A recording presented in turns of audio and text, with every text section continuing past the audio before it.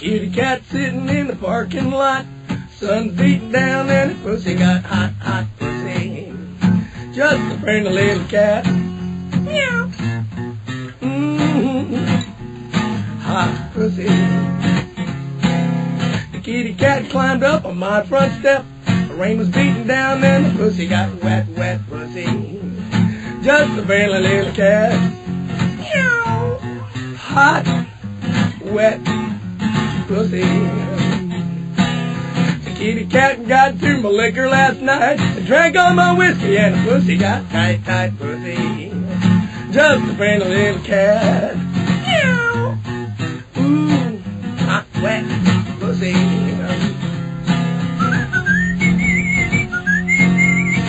Kitty cat climbed into my rocking chair, right so long that it lost its hair. Bald pussy, just a friendly little cat. Meow. Hot, wet, tight, bald pussy. Meow. Hot, wet, tight, bald pussy. Kitty, kitty, kitty, kitty. Hot, wet, tight, bald pussy. Oh, baby, that's what I like.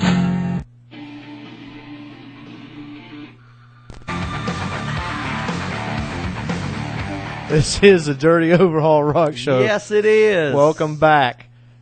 The only show that shows its scars. We don't want to hide everything. We have plenty of scars. With big production and having our shit together. We don't want to be like that. We don't want to be like that. No, we don't. We want to take the other road. And welcome to the program. I'm Dirty Dave. Sitting across from me, as always, is Pat Mafanny. How's everybody doing out there? Yeah, what was it last week? Pat McCrotch or Pat McCracken or Phil McCracken? Whoever it was couldn't make it this week. No, this week he had court for child support. Child support. Oh yeah. We got a lot of stuff coming at you this broadcast. We have some music news. We got some controversial stuff going on with Rolling Stone. Everybody has probably heard a little bit about that. Brian, what do you think about this Rolling Stone putting the alleged bomber, Boston bomber, on the cover of Rolling Stone? I understand why they did it. They did it to try to get subscribers because nobody buys magazines anymore. Right. Not since this little thing here, this little porno machine that we call computers. Why in the hell would you buy a magazine?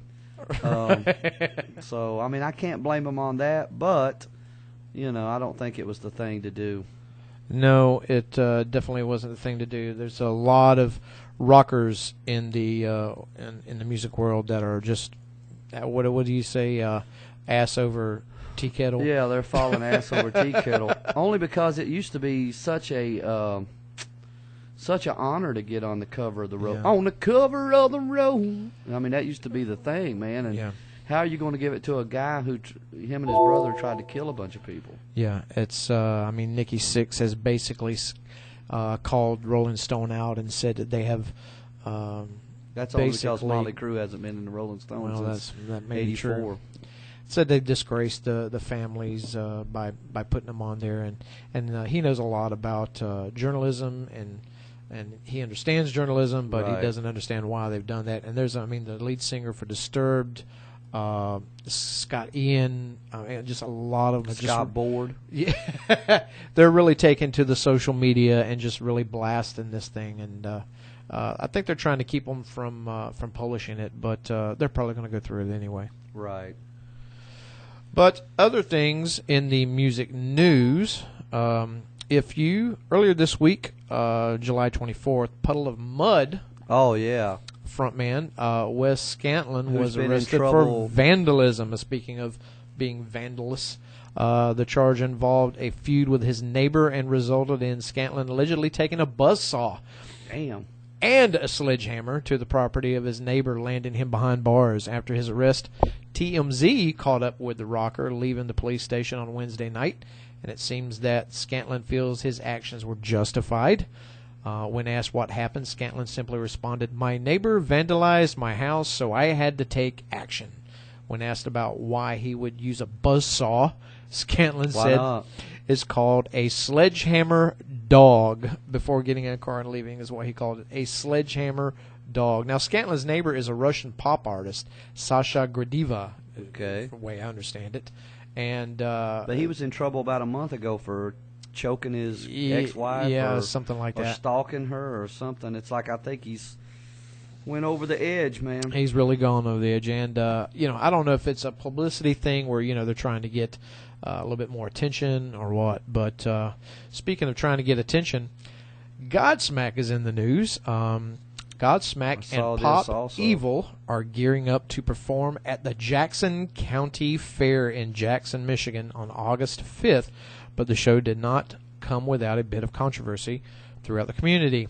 A group of approximately 40 Jackson residents, including a local parish, attended a fair board meeting on July 23rd to try to get the Godsmack show canceled.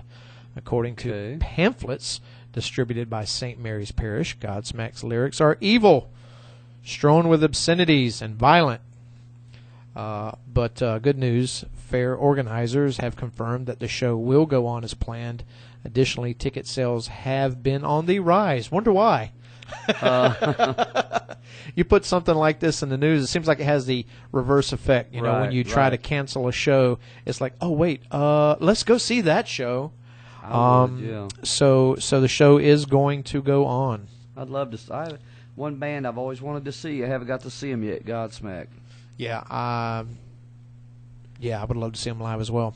There have been some notable rock and metal reunions over the past few years, but that doesn't mean Rob Zombie is eager to reunite with his band White Zombie anytime soon. Why would he? He's got his own thing going on. Yeah, and he's been very successful. Yeah. In a recent interview with Consequence of Sound, the rocker director was asked if there was ever going to be a White Zombie reunion, and he emphatically responds, no, we did it. It's done. Now, there was a band, I heard a few weeks ago, there was a band called Alias Mangler. Yeah. Who was posed the same question, like, when are you guys going to get back together?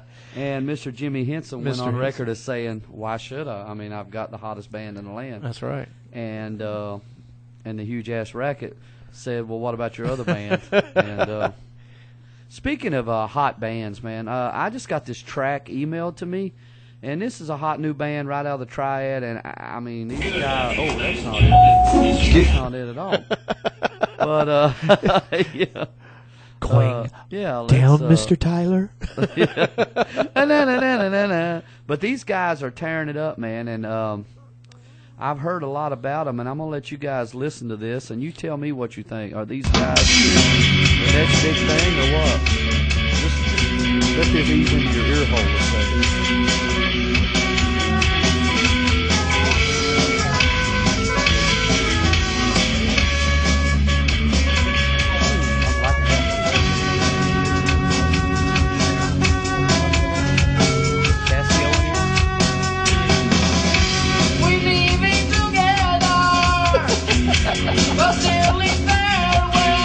I was going through the other night, worst cover bands ever. These guys rock. I think this guy's playing it on like one of those little handheld Casios. Oh my God! I think this was live last weekend when you went to the club.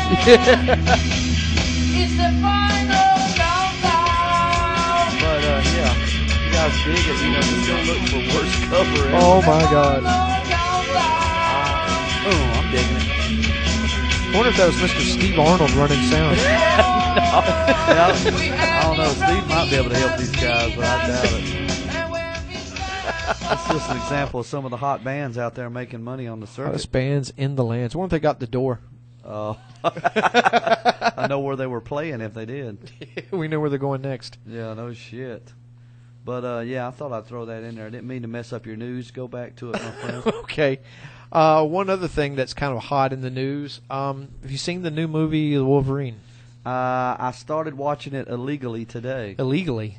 Yeah. We don't endorse that. No, we don't at all. But well, sometimes even earning number one spot can seem a modest disappointment, or at the least that's what the new narrative around the Wolverine would have you believe. With no competition this weekend, the Wolverine pulled in about $55 million domestically in 3,924 locations, on target with studio estimates, but far below tracking projections, some of which went so far as to predict as $80 million this weekend. Now, they were really pushing these numbers up over the top and saying this movie was really... Now, I saw the movie. I went to the midnight showing. Yeah, you didn't tell me. Yeah, I didn't tell you.